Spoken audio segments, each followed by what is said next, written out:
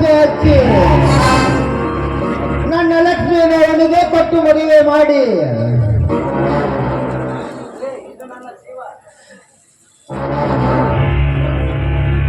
ಇದು ನನ್ನ ಜೀವ. ನನ್ನ ಜೀವಕ್ಕಿಂತ ಹೆಚ್ಚು ಕಾಳಜಿಯಿಂದ ನೋಡಿಕೊಳ್ಳಬೇಕು. ಇದರಲ್ಲಿ ರೂಟ್ ನಂಬರ್ ಇದೆ. ಈ ರೂಟ್ ನಂಬರ್ ಪ್ರಕಾರ ಕೊಟ್ಟರೆ ಇದನ್ನು ತಲುಪಿಸಿದರೆ ನಾನು ಈಗ ಮುಖ್ಯಮಂತ್ರಿ ಆಗ್ತೀನಿ.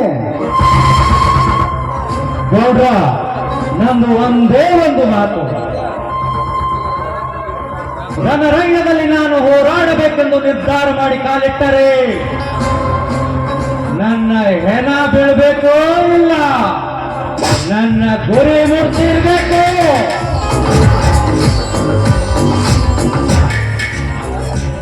ಈ ವ್ಯವಹಾರದಲ್ಲಿ ನಾನು ಸಕ್ಸಸ್ ಮಾಡದೆ ಹೋದರೆ ನನ್ನ ಹೆಸರು ಟೈಗರ್ ಚಕ್ರವರ್ತಿನೇ ಅಲ್ಲ.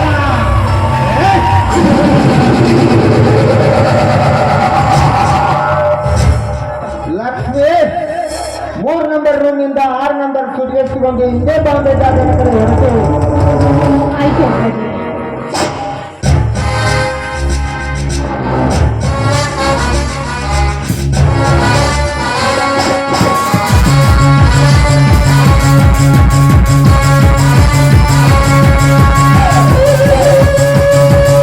ಅದೇನೋ ಪಾರ್ಟಿ ಆಫೀಸ್ ಕೆಲಸ ಅಂತ ಹೇಳಿದ್ರೆ ಅದಕ್ಕೆ ಕರ್ಕೊಂಡ್ಬಂದಿ.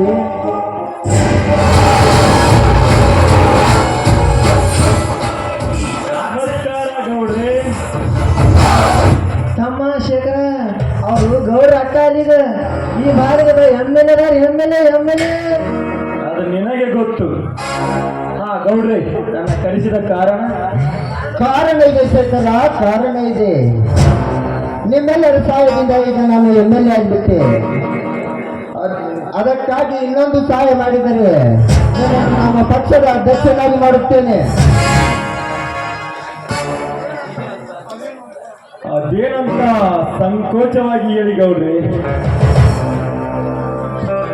ನಮ್ಮ ಪಾರ್ಟಿ ಕಾರ್ಯಕರ್ತರಿಗೆ ಹೋಗಲಿಕ್ಕೆ ಬರಲಿಕ್ಕೆ ಒಂದು ಆಫೀಸ್ ಇಲ್ಲ. ಊರ ಮುಂದಿನ ಕೃಷ್ಣನ ಜಾಗವನ್ನು ನನಗೆ ದಾನವಾಗಿ ಬರೆದು ಕೊಟ್ಟರೆ ಒಂದು ಪಾರ್ಟಿ ಆಫೀಸ್ ಕಟ್ಟಿ ಆ ಪಾರ್ಟಿ ಆಫೀಸ್ಗೆ ನಿನ್ನನ್ನೇ ಅಧ್ಯಕ್ಷನಾಗಿ ಮಾಡುತ್ತೇನೆ. ಹೌದಾ ಗೌಡ್ರೆ?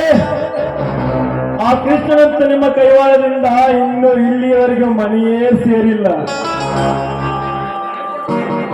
ಅದಕ್ಕೆ ನನ್ನದೊಂದು ಮಾತಿದೆ ಗೌಡ್ರೆ. ಸಂಕೋಚವೆಲ್ಲದೆ ಕೇಳು.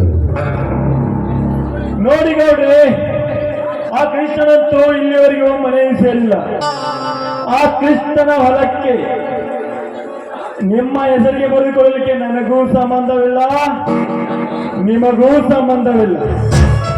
ಅಷ್ಟೇ ಅಲ್ಲದೆ ನನ್ನ ಕೃಷ್ಣನ ಹೊಲವನ್ನು ಬಲತ್ಕಾರದಿಂದ ನಿನ್ನ ಹೆಸರಿಗೆ ಮಾಡಿ ನೀ ಕಟ್ಟುವ ಪಾರ್ಟಿ ಆಫೀಸ್ಗೆ ಅಧ್ಯಕ್ಷನಾಗಬೇಕ ಹಂಬಲವೂ ನನಗಿಲ್ಲ. ಆದರೆ ಬಡವರು ಉದ್ಧಾರ ಆಗಬೇಕೆಂದ್ರ ಮೊದಲು ನೀನು ಬಡವರಿಗೋಸ್ಕರ ಇವತ್ತು ಆಶ್ರಯ ಯೋಜನೆಗಳನ್ನು ನಿರ್ಮಾಣ ಮಾಡಿಕೊಡು. ಆವಾಗ ನಾನು ಒಂದು ಪಾರ್ಟಿ ಆಫೀಸ್ ಕಟ್ಟಿಸ್ಕೊಡ್ತೀನಿ. ಹಾಗೆ ನಿನ್ನ ಊರ ಮುಂದಿನ 8 ಎಕರೆ ಜಮೀನನ್ನು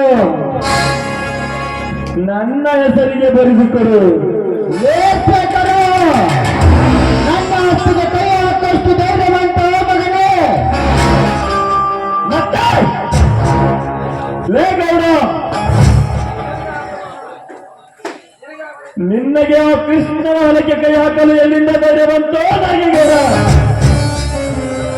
ಬಡವರಿಗಾಗಿ ಹೋರಿಸಿ ಬಂದು ಬಡವರ